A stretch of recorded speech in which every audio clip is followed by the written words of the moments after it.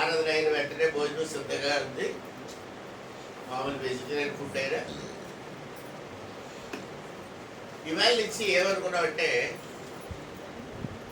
భోజనాలు అందరూ కూడా బయటే వచ్చేదారు. అక్కడ బయట స్టేజ్ ఉంది, తోట గార్డెన్ ఉంది. మీ ప్లేట్లు తీసుకొని ఆ గార్డెన్లో ఎక్కడైనా భోంచేయచ్చు, స్టేజ్ మీద భోంచేయచ్చు. మరి కొద్ది కాలం టైం ఇచ్చినట్టయితే మాకు డైనింగ్ టేబుల్స్ కూడా చేయడానికి మేము సిద్ధపడుతూ ఉన్నాం.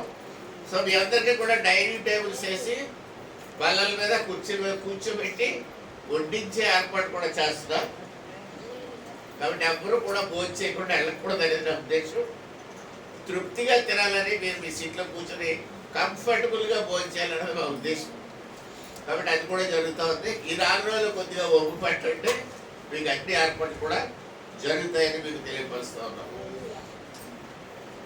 అలాగే మీరు ప్రత్యేకంగా ఒకవేళ ఇంటి దగ్గర స్థలం సాగిపోతే ఏదైనా మీటింగ్లు పెట్టుకోవాలంటే భజనలో పెట్టుకోవచ్చు. అలాగే వివాహాలు శుభకార్యాలు ఏమన్నా చేసుకోవాలనుకుంటే దేవుని మందిరంలో మీరు చేసుకోవడం చాలా మంచిది. ప్రభు సన్నిధిలో మేము ఉండి దగ్గర నుండి నడిపించడానికి కూడా మేము అందరం కూడా సిద్ధంగా ఉంటాం. హల్లెలూయా. ఒకరికి గురించి ఒకరు ప్రార్థన చేస్తూ ఉండండి. ముఖ్యంగా మీ నైబర్స్ గురించి, మీ చుట్టుపక్కల ఉన్న వారి కొరకు మీరు ప్రార్థన చేయండి. అలాగే మీరు ప్రార్థన ఒకవేళ సరిపోదని కూడా తప్పకుండా కార్యక్రమం మేము కూడా మీకు సపోర్ట్గా ప్రార్థన చేస్తామని మీకు తెలియపరుస్తూ ఉన్నారు. హల్లెలూయా. అలాగే ఏమైనా సమస్యలు ఉన్నా సరే మాతో ముచ్చటించండి, తెలియచేయండి. నా టెలిఫోన్ నెంబర్స్ ప్రతి దాని మీద ఉంటాయి, కార్డుల మీద అన్నింటి మీద కూడా, ప్రోగ్రామ్ షీట్లో కూడా నా ఫోన్ నెంబర్స్ ఉంటాయి. ఆ ఫోన్ నెంబర్స్ మీరు కాంటాక్ట్ చేయొచ్చు. ఏ టైం అయినా పర్వాలేదు, రాత్రి 2 గంటల వరకు లేచే ఉంటాను నేను. ఏ టైంలో ఫోన్ చేసినా సరే నాకు ఏమి ఇబ్బంది ఉండదు. కాబట్టి మీరు ఫోన్ చేసి ఒక్కటే ఏంటంటే, నేను డ్రైవ్ చేస్తున్నాడు మాత్రం ఫోన్ ఎత్తను. అమ్మగారు పక్కన ఉంటే తీస్తారు, లేకపోతే డ్రైవింగ్లో ఉన్నప్పుడు మాత్రం ఫోన్ ఎత్తను. అది మాత్రం గుర్తుపెట్టుకోండి దయచేసి. నేను ఫోన్ ఎత్తకపోతే డ్రైవింగ్లో ఉన్నాడు, బాగుండి పోయాక అక్కడ పోయి ఫోన్ చేయండి. హల్లెలూయా, హల్లెలూయా. దేవుని బిడ్డలారా, వాక్య భాగంలో ప్రవేశిద్దాం. వాక్య భాగంలో నేను 3 వారాలు పెట్టి నేను చెప్తున్నది ఏంటంటేనండి, సక్సెస్ స్టోరీ. జీవితంలో జయ జీవితం జీవించాలంటే అలా జీవించాలి. అందరికీ ఇష్టమే జయ జీవితం జీవించాలి. నేను ఎప్పుడు కూడా ఫెయిల్ అయిపోకూడదు. నా 10వ క్లాస్ ఫెయిల్ అయిపోకూడదు, నా ఇంటర్మీడియట్ ఫెయిల్ అయిపోకూడదు, నా డిగ్రీ ఫెయిల్ అయిపోకూడదు. I should not fail. నా జీవితం జయ జీవితం కావాలి. నేను అనారోగ్యం పాలైపోకూడదు, నాకు మంచి ఆరోగ్యం కావాలి. నాకు మంచి ఉద్యోగం కావాలి. బాగా చదువుకొని ఉద్యోగం లేక అవస్థ పడుతున్న వాళ్ళు చాలా మంది ఉన్నారు. ఎంత ఇబ్బంది పడిపోతున్నారు వాళ్ళు. నేను కూడా చాలా మందికి ఉద్యోగాల కోసం ట్రై చేసి, ఫోన్లు చేసి, రికమెండేషన్లు చేసి, కొంతమందిని వేయించగలిగారు, కొంతమందిని వేయించలేకపోతున్నారు. ఎందుకంటే కొంతమందికి సక్సెస్ అయిపోతుంది, కొంతమంది కావట్లే. కారణం ఏంటో నాకు తెలియదు. దేవుని బిడ్డలారా, మన అందరికీ కూడా జై జీవితం కావాలని ఆశ అయితే ఉంది. కానీ మనం అందరం కూడా సక్సెస్ఫుల్గా జై జీవితం జీవించలేకపోతున్నాం. There are many failures in our life. మన జీవితంలో అనేక సార్లు మనం పడిపోయాం, మనం ఓడిపోయాం. చాలా మంది ఓడిపోయామని ఒప్పుకోవడానికి ఇష్టపడరు. మేమేం ఓడిపోలేదు, ఆడే వచ్చాడు కాదు, అటు చూసిచ్చాడు అంటే. కానీ మనం పడ్డామని మాత్రం చెప్పు కదండి. మనం రాయి అనుకొని ముందు పడి మూతుపడి రాలిపోయాయి. ఏం చెప్తావంటే మా పళ్ళు రాలిపోయారు, రాయి తగ్గిసాను అనం. అడు రాయి అక్కడ అడ్డుగా పెట్టాడండి. ఎవడు రోడ్డేసేవాడు, రోడ్డేసినవాడు ఏం చేశాడండి, రాయి వీడికి అడ్డంగా పెట్టాడు. వీడు కళ్ళు కనపడలే అదంటావు. నాకేం తెలుసు వాడు అక్కడ రాయి పెట్టాడని. నేను తగ్గిస్తాను. తగ్గిస్తే ఏం జరిగింది, రాయి పడలేదు. ఇది ఎవరు పడ్డారు, నువ్వు పడ్డావు. రాయికి పళ్ళు ఎరగలేదు, ఎవరికి ఇరిగాయి, నీకు ఇరిగాయి. ఇప్పుడు నువ్వు ఎవరిని కడుతున్నావు, R&B roads and buildings department executive ఇంజనీర్ని. ఎగ్జిక్యూటివ్ ఇంజనీర్ తీసుకొచ్చి రాయి పెట్టాడా? చూసారండి ఎలాగో మన బుర్ర వంకర బుర్ర. Our brain is a crooked brain. ఎప్పుడూ వంకరగానే ఆలోచిస్తుంది. నమస్కారం ఏంటి అంటే, ఏ నమస్కారం పెడుతున్నా ఎంతకాలం కనపడలేదో అని వాళ్ళు ఎంతమంది లేరు. So our brain is not a straight brain. దేవుడు మనల్ని వంకరగా చేయలేదు. God made us perfect. చాలా చక్కగా చేశాడు వాళ్ళ దేవుడు. ముక్కు ఎందుకంటే మూతి మీద ఉంది అని మీకు డౌట్ రావాల్సిన అవసరం లేదు. నువ్వు తినే ఆహారం మంచిదో కాదో వాసన చూసి చెప్తాను ముక్కు. అందుకే మూతి మీద ముక్కు పెట్టాడు దేవుడు. ఒకవేళ మూతి కింద ముక్కు పెట్టుంటే నువ్వు సారన్నో పెరుగన్నో మజ్జిగన్నో తినలేవు. ఎందుకంటే ముక్కలు పడిపోతుంది అంతా. So God is a great God. కళ్ళు ఎందుకయ్యా ముక్కు మీద పెట్టాడు అంటే కళ్ళు చూడాలి ఏం తింటున్నావు అని, రైట్? లేకపోతే కళ్ళు వెనకాల 2 కళ్ళు పెట్టేవాడు దేవుడు. మనకి 6 సీసీ కెమెరాలు ఉన్నాయి. 6 డైరెక్షన్లో చూస్తాయి. దేవుడు మనల్ని 6 కళ్ళు పెట్టి 6 డైరెక్షన్లో చూడమని లేదు. ఒక్క గుడ్ల గోపక తప్ప. గుడ్ల గోపకి ఏంటి తెలుసండి? బుర్ర 360 డిగ్రీలు తిరుగుతుందంట. ఇక్కడ చిన్న గుడ్ల గోప చూడండి, అది కూడా 360 డిగ్రీలు తిరుగుతుంది. నేను 2 తిరుగుతూ అడు తిరుగుతుంది అది, రైట్? దేవుడు మనల్ని ఎంత చక్కగా చేస్తే ఈ లోపల పెట్టింది అంత చూసారా? ఇది చాలా కురికండి. ఇలా ఒక్కరొక్కరు ఉండదు అనమాట, కిందకుండదు.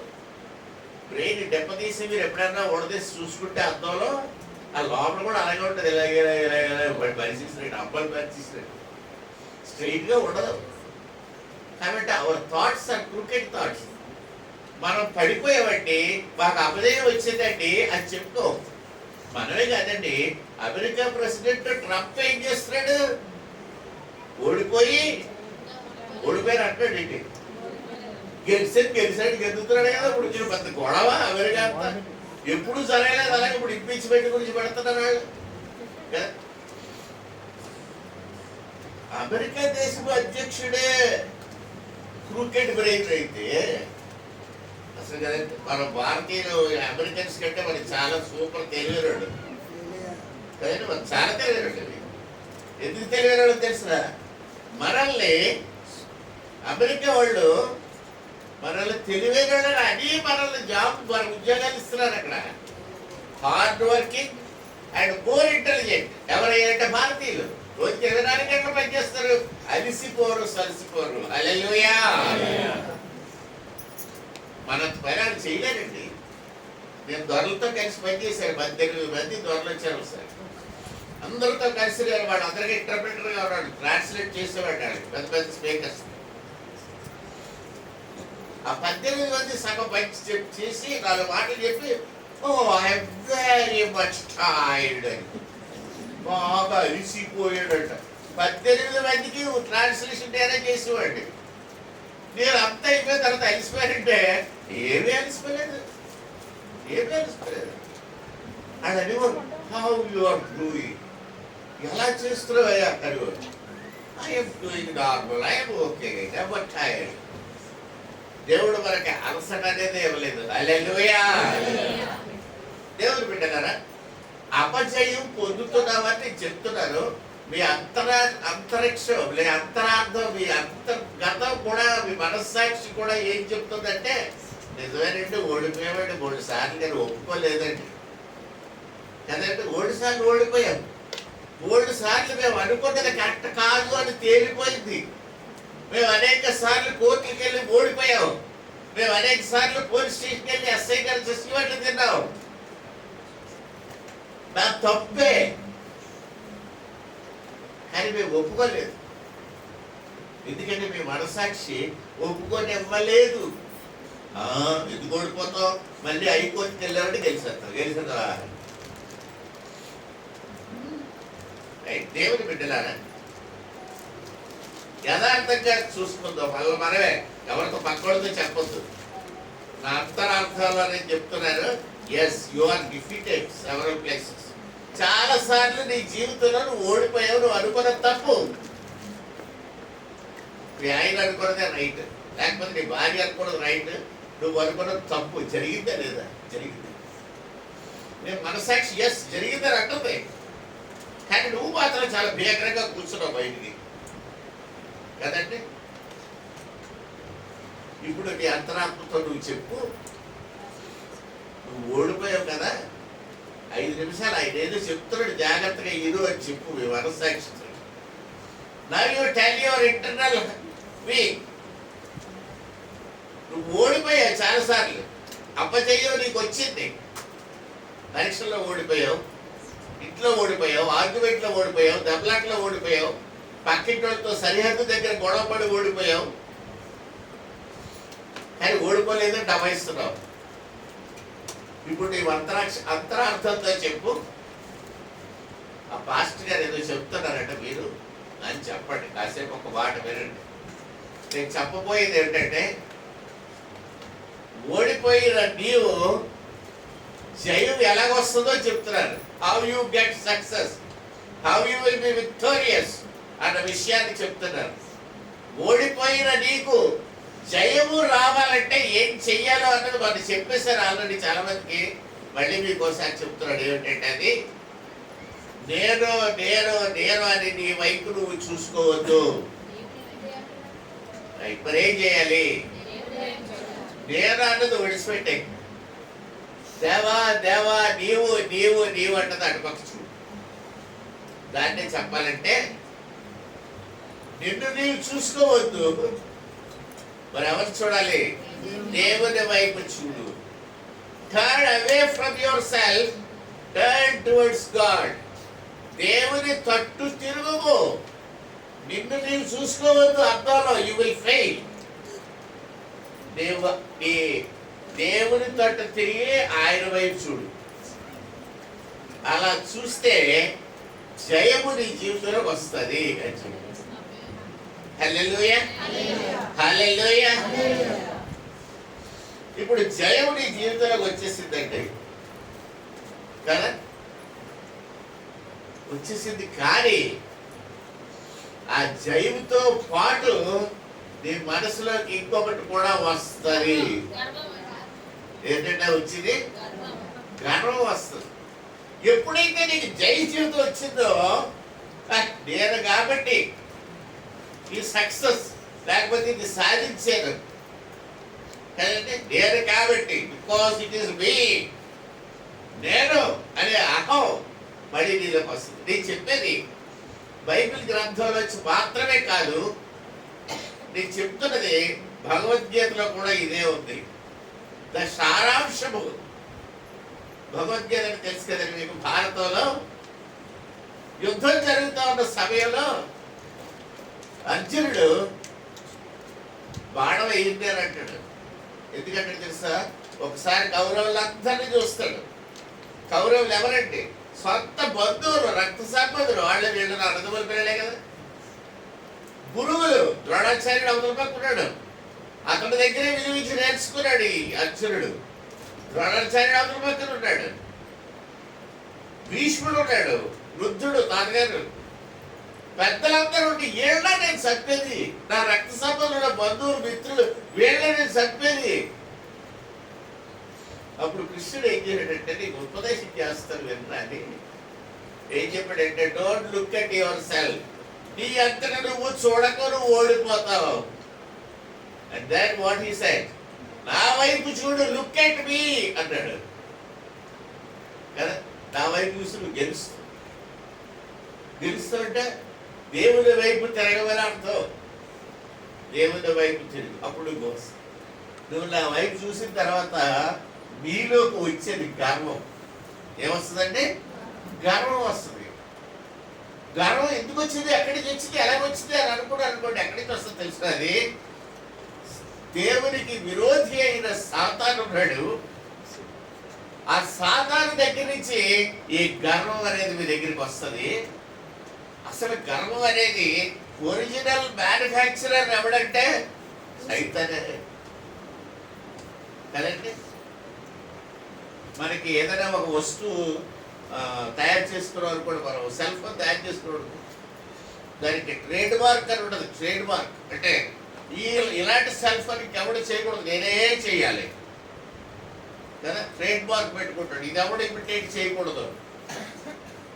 అలాగే గర్వానికి ట్రేడ్ ఎవడు తయారు చేయలేడు, ఒరిజినల్ బ్యాకర్ ఎవడ కనిపెట్టాడు ఈ గర్వం అంటే? సాతాను అనేవాడు కనిపెట్టాడు. ఇక్కడ కనిపెట్టలేదు, అక్కడ పరలోకంలో ఉన్నప్పుడు కనిపెట్టాడు వాడు. ద ఫస్ట్ ఇన్వెంటర్, మొట్టమొదట ఒక కొత్త సంగతిని కనిపెట్టగలిగిన వాడు సైతాన్. వాడు గర్వాన్ని కనిపెట్టాడు. గర్వం అనేది ఒక రకమైన ఇన్ఫెక్షన్, రోగం, ఒక రకమైన వైరస్ కదండి. ఆ గర్వం ఎవరైతే జయ జీవితం జీవించాలని కోరతారో వాళ్ళనే వెంటాడుతుంది ఆ వైరస్ కదా. మీరు ఎంతకాలం కూడా మూతికి గుడ్లు కట్టుకొని ఉన్నారు. ఈ కరోనా అనే వైరస్ ఎక్కడ మీకు నోట్లో చెల్లిపోద్దో, ఎక్కడ మీ ముక్కులో చెల్లిపోద్దో, ముక్కులో చెల్లిపోయినా నోట్లో చెల్లిపోయినా అది ఉండేది ఇక్కడే, లోపలికి వెళ్ళదండి. ఊపిరితిత్తుల వరకే వెళ్తుంది, ఇంకెక్కడికి వెళ్ళదు. గర్వం అనేది హృదయంలోకి వెళ్తుంది, హృదయాంతరంగంలోకి వెళ్తుంది. దేవుని వైపు చూస్తున్న నిన్ను మళ్ళీ నీ వైపు తిప్పేస్తుంది. కాబట్టి గర్వం అనేది చాలా డేంజరస్ డిసీజ్. ఇది వరకు నీ వైపు నువ్వు చూసుకున్నావు, ఓడిపోయావు. ఇప్పుడు నేను మంత్రోపదేశం చేశాను. టర్న్ టువర్డ్స్ గాడ్, దేవుని వైపు తిరగండి అని చెప్పారు. మీరు దేవుని వైపు తిరిగారు. తిరగగానే జై జీవితం మీకు వచ్చింది. జై జీవితం రాగానే సాతాను మీ మీద ఇన్ఫెక్షన్ జల్లుతాడు. అదే గర్వం అనే సీడ్స్. ఆ గర్వం ఎప్పుడైతే హృదయంలోకి వచ్చిందో మీరు దేవుని వైపు చూడరు, మీ వైపే మళ్ళీ తిరిగిపోతారు, మళ్ళీ ఓడిపోతారు, జీవితం మళ్ళీ ఓడిపోతారు. కాబట్టి నేను లాస్ట్ వీక్ మీకు ఏం చెప్పానంటే, జాగ్రత్త, ఈ గర్వం అనే రోగం వచ్చిందంటే మొదటి ప్రమాదం. ఇది అందరికీ రాదు. గర్వం అనే రోగం అందరికీ రాదు. ఎవరికి వస్తుందండి? ఎవరైతే దేవుని వైపు తిరుగుతారో వస్తుంది. ఒకవేళ దేవుని వైపు తిరగకుండా కూడా గర్వం అనే రోగం వచ్చిందనుకోండి, మరి వాళ్ళు పట్టలేము. చాలా గ్రేట్. టుడే ఈ దినాన్ని నేను మీకు చెప్తున్న ఇంకొక విషయం ఏమిటంటే, ఇక్కడ రాయబడినటువంటి విషయం ఒకటి చెప్తున్నా. హెబ్రీయులకు రాసిన పత్రిక 3వ అధ్యాయం 12వ వచనం నుంచి మనం చదువుకున్నాం. హర్షిని వారికి చదివి వినిపించింది. చదివితే కానీ మీకేమో వారికి అర్థం కాలేదు, మీరెవరు కూడా మనసు పెట్టలేదు, విందామా అనే ఇంట్రెస్ట్ మీకు కలగలేదు కదండి. ఏదో చదువుకెళ్ళిపోయిందా బిడ్డ, ఓహో ఇలా చదివించాలి కావాలా, ఇది రొటీన్ కావాలా, కొట్టుకెళ్ళిపోయినా వదిలేసారు అందరూ కదండి. మీరు విన్నట్టయితే మీరు చాలా హృదయంలో బాధపడతారు.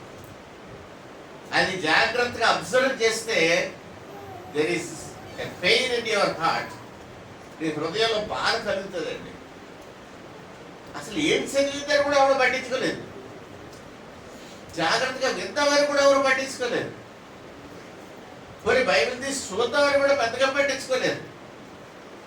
ఎందుకంటే మన స్వభావం ప్రకృతి సిద్ధంగా, అంటే న్యాచురల్లీ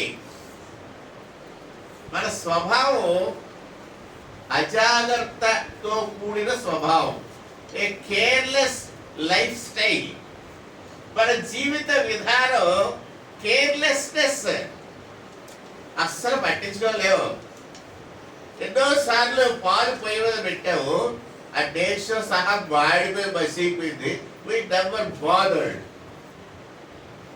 కదా. మా అక్క కూడా ఒకసారి పాలు పొయ్యి మీద పెట్టి కళ్ళగంటుంది.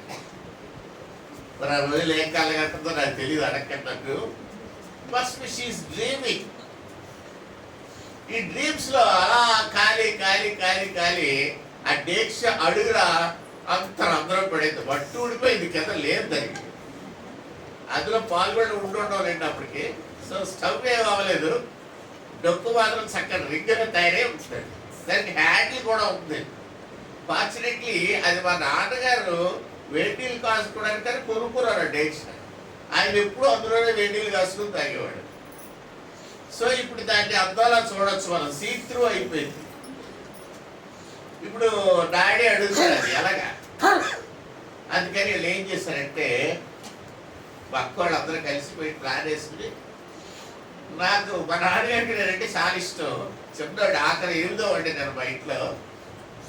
నాకు కూడా కొత్తగా ఉద్యోగం వచ్చింది, జాబ్కి వెళ్ళిపోతున్నాను. నేను ఇంట్లో లేదు, పోయి డేక్షన్ కనబడిపోయాను. కాబట్టి అక్కోళ్ళు నాన్నగారితో ఏం చెప్పారంటే, చిన్నాడు తమ్ముడు ఆ డేక్షన్ పట్టుకొని ఆఫీస్కి వెళ్ళిపోయాడు, అక్కడ టీ కాసుకోవడానికి ఎవరు లేరట, అడవిలో ఉద్యోగాలు అండి అది. అందుకని ఆ గిడ్డు పట్టుకు వెళ్ళిపోయాడు అని చెప్పేసేసరికి మా నాన్న ఆడ పట్టుకెళ్ళినా ఫోన్ లెక్కలో వదిలేసి. కానీ నేను వచ్చేసరికి నాతో చెప్పడం మర్చిపోయాను. మా డాడీ అడిగారు, ఆయన గిన్నె పట్టుకెళ్ళి ఉంటారు కదా అంటారు. నాకేం అర్థం కాదు, గిన్నె పట్టుకెళ్ళి ఏం పట్టుకెళ్ళి ఏంటి డాడీ అన్నారు. అది డేక్ష ఉంది కదా, అది వేడి వెళ్తే అది పట్టుకెళ్ళారు. పట్టుకెళ్ళలేదు అంటారు. నేను ఏదో ఆలోచించుకుంటూ తర్వాత మొదలు మళ్ళీ సేవ్ చేసారా లేకపోతే దొరికిపోతుంది అందరూ ఈటైంది అన్నారు. ఇలా డేక్ష పొయ్యి మీద పెట్టి, అప్పుడు నేను డేక్ష పొయ్యి మీద పెట్టి అది నాకు చూపిస్తే నాకు ఆ డేక్ష ఏం చెప్తుందో తెలుసా అన్నాడు. ఏం చెప్తుందిరా అన్నాడు.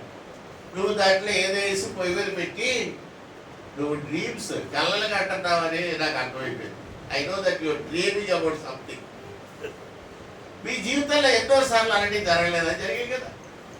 చపాతీ పొయ్యి మీద వదిలేసి రోజులు లేవా? బయటపోయి బస్సు అయిపోలేదా కదా. దేవుని ప్రియబిడ్డలారా, చాలాసార్లు మన జీవితంలో మర్చిపోతాం, కళ్ళగంటూ ఉంటాం, ఏదో చేస్తూ ఉంటాం. Our life is a careless life. మన జీవితం అస్సలు శ్రద్ధ వహించదు. ఆ పూట పారద్దు, ఉంటే ఉండద్దు, అలా పడద్దు, ఇలా పడద్దు. మీ ఇంటికి వచ్చినప్పుడు నేను వరండాకి వచ్చాను అనుకో, సపోజ్ మీ ఇంటికి పెళ్లి సంబంధానికి వస్తున్నాడు అనుకుందాం, లేకపోతే ఇళ్ల చూపులకు వస్తున్నాడు అనుకుందాం. ఇళ్ల చూపులకు వచ్చేటప్పుడు పాస్టర్ గారు మీరు అనుకుంటారు, చాలా మంది ఏమనుకుంటారంటే పాస్టర్ గారు ఎన్ని దద్దమలు ఎలాగే తెలియదు అనుకుంటారు. పాస్టర్స్ ఆర్ నాట్ దద్దమలండి. Pastors are extremely intelligent people. పాస్టర్లకి వాళ్ళ జ్ఞానం కాకుండా దేవుని జ్ఞానం ఉంటుంది. అందుచేత వాళ్ళ మిగతా వాళ్ళకంటే సూపర్ జ్ఞానం కలిగిన వారు. చాలా మంది అలాగ అనుకోరు. పాస్టర్లు అంటే ఏదో అడుక్కోవడానికి వచ్చారు, సైట్ చెట్టుకు వచ్చారు, డబ్బులు పట్టుకొచ్చారు, అడుక్కొని వెళ్ళిపోతారు. 10 రూపాయలు అడుక్కొని అమ్మడం లేదండి. లక్షల్లో కానుకలు ఇచ్చేవాళ్ళు ఉన్నారు ఈ రోజుల్లో. పాస్టర్ గారు 10 లక్షలు కానుకిస్తున్నాడండి. పాస్టర్ గారు 10 లక్షలు కానుకిస్తున్నాడు. నమ్ముతున్నారా? అడుగుతున్నాడా? పాస్టర్ గారు వెళ్ళి కారు చూసారు, ఎంత ఉంటుందో ఇవాళ ఉంటుంది కారు. నేను చూసి ఆశ్చర్యం, పాస్టర్ గారు ఏంటి ఇంత కారులో వచ్చాడు అనుకున్నాడు. దేవుని బిడ్డలారా, don't think that pastors are idiots. No, they are most intelligent, most powerful, highly qualified. Pastors ఎవరు తెలిసినట్టు ఈ రోజుల్లో MBBS doctors are pastors today. నేను యూట్యూబ్లో చూస్తున్నా, ఒక సైకియాట్రిస్ట్ డాక్టర్ గారు ఒక ఫాదర్, ఒక ఛానల్ డైరెక్టర్, ఒక టెలివిజన్ ఛానల్కి డైరెక్టర్గా పనిచేస్తున్న ఆయన ఒక ఫాదర్, క్యాథలిక్ చర్చికి priest. So don't think that they're idiots, they're very intelligent. ఇంటికి వస్తారు, ఇళ్ళ చూపులకి వచ్చినప్పుడు ఆ కుటుంబంతో కలిసి వస్తారు. వచ్చినప్పుడు మీ ఇంటి దగ్గర వాళ్ళు చూసేది ఏంటంటే, రాయగురువులోకి రాకపోతే వరండాలోకి వచ్చేసరికి మీ జోళ్ళు ఎలా ఉన్నాయో చూస్తారు. మీ జోళ్ళు అంటే కరెక్ట్గా వరుసగా ఏ జతగా జత వద్దా లేదో చూస్తారు. మీకు తెలుసా విషయం? ఈ కాలు చెప్పు అక్కడ, ఈ చెప్పు అక్కడ కనపడింది అనుకోండి, ఇంకా మీరు వెళ్ళి చూడక్కర్లేదు. మీ డ్రాయింగ్ రూమ్లోకి రాగానే ఫాస్ట్ గా చూసేది ఏంటి తెలుసునండి, whether your watch is running correct or not. మీ వాచ్ కరెక్ట్గా తిరుగుతుందా లేదా అరగంట ఆలస్యంగా తిరుగుతుందా చూస్తారు. బ్యాటరీ మార్చారో లేదో. నెక్స్ట్ చూసేది ఏంటి తెలిసిన, క్యాలెండర్ చూస్తారు. 2021లో మనం ఉంటే 1966 క్యాలెండర్ ఉంటుంది అక్కడ. అప్పుడు ఇంకా మీకు చాలా మంది పుట్టలేదు కదండి. 1966 క్యాలెండర్. ఏమనుకోవాలంటే వాళ్ళని. నేను ఒకసారి ప్రయాణం ఊరు వెళ్దామని చెప్పి ప్రయాణం ప్లాన్ చేసుకుంటాం, వచ్చిన టూరు. ఆ టూర్ ప్లాన్ చేసుకుంటే ఒక అతను చెప్పాడు, మాకు చాలా చిన్నప్పుడు లేదు, అంతగా తెలియదు అప్పుడు ఏమి మాకు. టూర్ వెళ్ళాలంటే మీరు రైల్వే రిజర్వేషన్ చేయించుకోవాలని చెప్పాడు. సరే, రిజర్వేషన్ చేయించుకోవడానికి ట్రైన్స్ ఎక్కడి నుంచి ఎక్కడికి వెళ్తాయో తెలియాలా. తెలియడానికి ఎలా తెలుస్తుంది? స్టేషన్కి వెళ్ళి అడగాలి. అడిగితే నాకు చెప్పేవాడు కదా సరిగ్గా. ఒకటి చెప్పాడు, రైల్వే గైడర్ ఉంటుంది, అది కొనుక్కోండి, అందులో రైలు ఏ ట్రైన్ ఎక్కడికి వెళ్తుందో ఏ టైంకి ఎక్కడ ఉంటుందో అది తెలుస్తుంది. Okay, railway guide. వెళ్ళి కౌంటర్లో రైల్వే గైడ్ అని అడిగాం. అని అన్నాడు, ఎప్పుడో అయిపోయాయి, జూలైలో వస్తాయి, వెంటనే అయిపోతాయి, లేవు అన్నాడు. మరి ఎవరిని అడగాలి అని మాకు ఒక కొంచెం ఎండలో ఒక అతను ఉండేవాడు. అతని దగ్గరికి వెళ్ళి రైల్వే గైడ్ కావాలి గురు, ఎక్కడ దొరుకుతుంది, ఎక్కడ కొనుక్కోవాలని అడిగాం. అన్నాడు, నా దగ్గర వస్తే రైల్వే గైడ్ పట్టుకెళ్ళండి అంటే, అవును నాకు రైల్వే గైడ్ ఇవ్వడానికి వాళ్ళ ఇంటికి తీసుకెళ్ళి నాకు రైల్వే గైడ్ ఇచ్చాడు. ఆ రైల్వే గైడ్ పట్టుకొచ్చి నేను నా ఫ్రెండ్ ఊరిగా చూసేస్తున్నాం. చూసేస్తుంటే ఆ ట్రైన్స్ మీటర్ గేజ్ ట్రైన్లు ఉండే మనకి చిన్నప్పుడు. ఆ మీటర్ గేజ్ ట్రైన్ గుంటూరు నుంచి విజయవాడ వరకు మీటర్ గేజ్ ఇలా రాస్తుంది అందులో. రాసింటే నేను అవన్నీ మీటర్ గేజ్ గురో ఈ పరికరాల వరకే నేను చెప్తున్నాను. నా ఫ్రెండ్ అంటాడు, విజయవాడ నుంచి గుంటూరు బ్రాడ్ గేజ్ పయ్యా, నేను వెళ్ళాను అందులో అంటాడు. లేదు గైడ్ ఇస్ టెల్లింగ్, ఎవరి మీటర్ గేజ్ అని. ఇది కరెక్టా, నువ్వు చెప్పేది కరెక్టా అంటాడు. వాడంటాడు, గైడ్ వాడి దేవుడు, నేను ప్రయాణం చేస్తాను బ్రాడ్ గేజ్ అంత ట్రైన్లో వెళ్ళాను అంటాడు వాడు. సరే, ఈ గైడ్ ఎప్పుడు ప్రింట్ అయిందని చూసాడు. 1961లో ప్రింట్ అయింది కదండి. 61లో ప్రింట్ అయింది గైడ్, 75లో చూస్తున్నాం మేము. ఏమవుతుంది? చాలా ఓల్డ్. సో మీ ఇల్లు ఎలా ఉన్నాయి? డికేట్ బ్యాక్, చెప్పులు ఎక్కడ పడేది అక్కడ మారేస్తారా? గడియారం తిరగట్లేదు, బ్యాటరీ మార్చట్లేదా? ఇక పెళ్లి కూతురు చూడక్కర్లేదు. అందుకే ఇల్లు చూపులకు వస్తారు. ఇల్లు చూపులు ఏం మాట్లాడతాయంటే, ఇందులో నివసించే జంతువులు ఎలాంటివో చెప్తాయి, ఇల్లు చెప్తుందండి కదా. కాబట్టి జాగ్రత్త. మీ ఇల్లు సరిగ్గా పెట్టుకోకపోతే మీకు పిల్ల దొరికే అవకాశమే లేదు. ముఖ్యంగా మా వాళ్ళిద్దరూ కూడా వినాలని మనం చేస్తాం కదా. దేవుని బిడ్డలారా, ఈ ప్రైడ్ అనేది లోపలికి వస్తుంది. దానివల్ల మొత్తం యువర్ సక్సెస్ విల్ కొలాప్స్. ఈవేళ నేను చెప్పబోయే విషయం, ప్రాముఖ్యమైన విషయం ఏంటంటేనండి, ఇక్కడే ఉంది, మీరు చదివేశారు, అప్పుడే గ్రహించేసి ఉంటారు. కమ్యూనిటీ రాసిన పత్రిక 3వ అధ్యాయంలో ఏం గ్రహించారండి? జీవము గల దేవుని విడిచిపోము తట్టి విశ్వాసము లేని దుష్ట హృదయము మీలో ఎవరి యొద్దైనను ఒకవేళ, అతివేళ కాదు, not always but sometimes, not always, ఒకవేళ ఉండునేమో అని జాగ్రత్తగా చూసుకోండి. ఏం చూసుకోమంటున్నాడు? Be careful, watch yourself. జాగ్రత్తగా చూసుకోండి. ఏంటి చూసుకోవాలా? దుష్ట హృదయము. దుష్ట హృదయమా? అలాంటిది నా హృదయంలో ఉండే ఉండదు. నా హృదయం పుట్టినప్పటి నుంచి ఇప్పటి వరకు ఎలాంటిదంటే శుద్ధ హృదయము కదండి. ఆ హృదయం ఎలాంటిది? శుద్ధ హృదయము.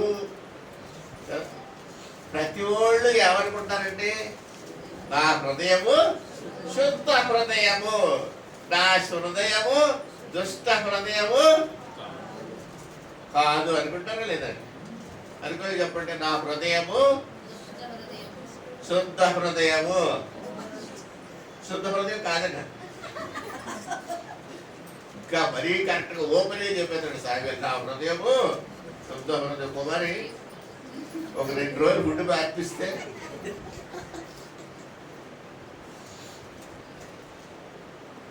నీ హృదయం శుద్ధ హృదయం అని మనం అనుకుంటాం, అందరూ అనుకుంటారు. ఎప్పుడు ఒకటి వితౌట్ ఎనీ ఎక్సెప్షన్.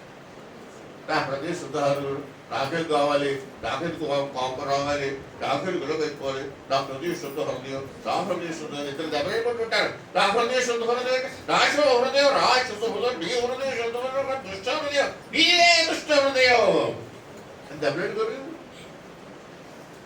ఎవరిది దుష్ట హృదయం, ఎవరిది శుద్ధ హృదయం అంటారు మీరు? ఇద్దరు దెబ్బలేడుకుంటారండి. నీది దుష్ట హృదయం అంటే నీది దుష్ట హృదయం తీసుకుంటారు. ఇద్దరు దెబ్బలేడుకుంటున్నారు. వినండి, ఏమైంది దెబ్బలాడు? నీది దుష్ట హృదయం అనేటంటే నీది దుష్ట హృదయం ఆడంటాడు. ఇప్పుడు మీరు అక్కడ నిలబడ్డారు అందరూ. నాకు చెవుడు నాకు సరిగ్గా వినపడతలేదు. నేను వచ్చి మిమ్మల్ని అడిగాను, ఏమంటే ఏంటి దెబ్బలాడుకున్నాను? అయ్యారు వీడు దుష్ట హృదయం, వీడు దుష్ట హృదయం అంటున్నాడంటే దెబ్బలాడు. సరే ఎందుకు ఎవరిదా దుష్ట హృదయం అని అడిగాను. ఏం చెప్తారండి? ఇద్దరిదే దుష్ట హృదయారా? మంచి జడ్జిమెంట్ ఇచ్చారు. You said it correctly. Yesu ప్రభు చాలాసార్లు శిష్యులు అడిగి, అవును నీవు చెప్పినది సత్యమే చెప్తాను, నీ పదంతా కూడా అలాగే, నువ్వు నిజంగా అలాగే చెప్పు, కరెక్ట్, యువర్ రైట్ అది ఎప్పుడు కూడా ప్రభు అప్రిషియేట్ చేసేవాడు. ఇద్దరు దెబ్బలాడుకుంటే ఇద్దరిదే దుష్ట హృదయమే అంటే దాని అర్థం ఏంటండి? ఒకళ్ళు దెబ్బలాంటే రెండోడు దెబ్బలాడు కదండి కదా. ఒకడు దెబ్బలాడాడు, మొత్తం దెబ్బలాడుతున్నాడు. ఏంటి కావాలి నీకు? ఒక పక్కింటోడు వచ్చాడు మనకి, మీ వర్షం ఇలాంటి బయటలో పడిపోతే పెద్ద కేకలేస్తాడట. అది కేకలేస్తే మనవాడు తక్కువ ఉన్న రేటి శారీలు యోగు గారు కూడా వెళ్ళిపోయి గై గై గై గై గై అరిసి ఆడు అరిసాడు. ఏం అరిసాడు? ఎవరికి ఏం అరిసాడు? ఎవరికి కనపడలేదు. అరిసి అరిసి అరిసి అరిసి సీసీ కెమెరాలు ఉన్నాయి, ఇప్పుడు భయం కూడా లేకుండా అరిసి అరిసిన తర్వాత వెళ్ళిపోయాడు. ఆడు వెళ్ళిపోయాడు. ఏమి అందులో నేను వచ్చాను. ఆడు ఇలాగంటే అలాగంటే పోలేదు. ఆడితో గొడవ ఎందుకు? సరే గోడ కట్టేసుకుంటే పోలేదు. వీళ్ళు ఇలా పోయినట్టు పెట్టేసుకుంటాం. అది కట్టాడు, అలాగే కట్టాడా? ఆ సర్దు పంపి కరెక్ట్ మాత్రం నేనే వదిలేశారు. 12 అడుగులు స్థలం ఆడికి వదిలేశారు. ఉదార సోమవారం కదండి నాకు ఎక్కువ, అందుకని వదిలేశారు. డబ్బులు గుర్తుపెట్టుకుంటాను. మాస్టర్ గారికి ఉదార సోమవారం అందరూ చెప్పండి. 12 అడుగులు స్థలం వదిలేశారు. ఈవేళ ఆ స్థలం గురించి మమ్మల్ని దెబ్బలాడుతున్నారు. సరే చెప్పాను. యోగు గారి తర్వాత చెప్పాడు. అందరూ మళ్ళీ వచ్చాడు. పైగాని చెప్పామంటే గోడ కట్టించేసి పంపించేస్తారు. నమస్కారం సార్, అలాగే సార్, అలాగే సార్, ఎంతో ఆర్థిక వెళ్ళిపోయాడు. మనం దెబ్బలాడని చెప్పి మనం దెబ్బలాడమండి, అంత అవసరం లేదు.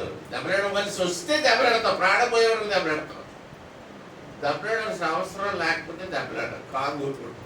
2 రోజులు పోతే ఎవ్రీథింగ్ విల్ సెటిల్ అయ్యి గోడ కట్టించారు, గొట్టం బయటికి పెట్టించారు. నీరు అంటే వెళ్ళదు, మన నీరు కూడా ఎవరి మీద పడదు, మన మీద కూడా పడదు. నో ప్రాబ్లం పెట్టాలి. హల్లెలూయా. దేవుని బిడ్డలారా, ఒకవేళ మనకి దుష్ట హృదయం అయిపోతుందో చూస్తాం. క్రైస్తవులు అనేవారు they are exposed to a lot of risks. చాలా ప్రమాదాలకి మనం చాలా టార్గెట్స్. అన్యులందరికీ మనం టార్గెట్స్. మనం అంటే ఎవరికి ఇష్టం ఉండదు. మీరు అనుకోకండి పొరపాటు కూడా. ఎవ్వరు కూడా క్రైస్తవులు అంటే ఇష్టపడరు, మనల్ని ద్వేషిస్తారు. వివాదాస్పదమైన గుర్తు అని యేసు ప్రభువుకు పేరు పెట్టాడు. ఎవడు? సిమియోను. ఆయన వివాదాస్పదమైన గుర్తు. Is the symbol of controversy. For all controversies the symbol is cross. సిలువ మనకి ఏంటంటే, సిలువ ఏంటంటే